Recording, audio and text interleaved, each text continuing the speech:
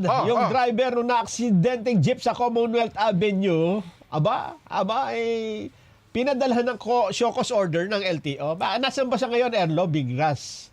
Di ba siya nakakulong, Erlo?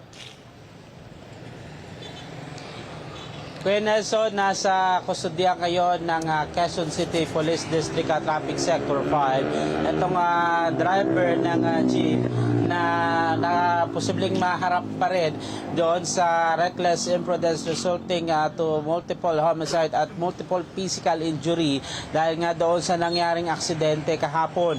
At sabi ng LTO o LTO, Land Transportation Office, pinadalhan na nila ng show cause order itong driver ng jeep matapos nga na may masawi din doon sa aksidente na 2 katao habang 16 ang sugatan.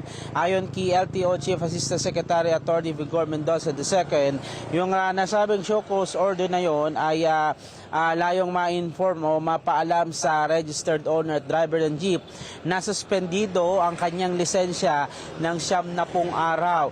Layon din itong mas ma-inspection pa at ma-evaluate yung mga kaukulang dokumento nitong operator o mismong driver doon patungkol din doon sa franchise document. Ayon pa kay Mendoza, nais sila maging mas malinaw, maaaring maisampang parusa at nakikipag-ugnay na rin sila ngayon sa PNP para sa karagdagang investigasyon.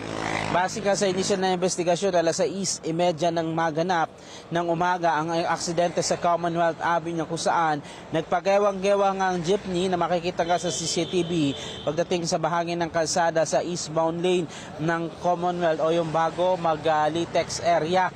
At nagpagpapaliwanagin din ng LTO ang driver kung bakit hindi ito dapat mapatawan ng parusa at hindi makasuhan ng paglabag sa reckless driving at improper person to operate a motor vehicle. Alinsunod pa rin nga yan sa RA 4136. Hindi nila pagtugon sa show cause order ng driver ay maaaring umantong sa pagsasampa ng kaukulang kaso at ilan pang mga kaukulang mga parusa.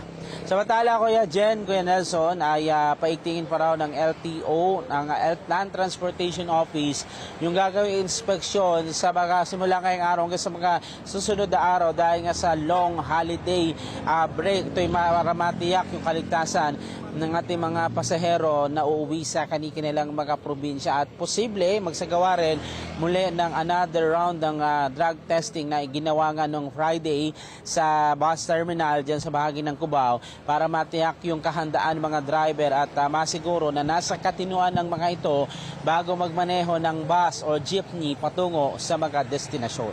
Yan muna latest mula rito sa Quezon City, Erlo Bringas para sa 100% balita. Maraming salamat, si Erlo Bringas po yan.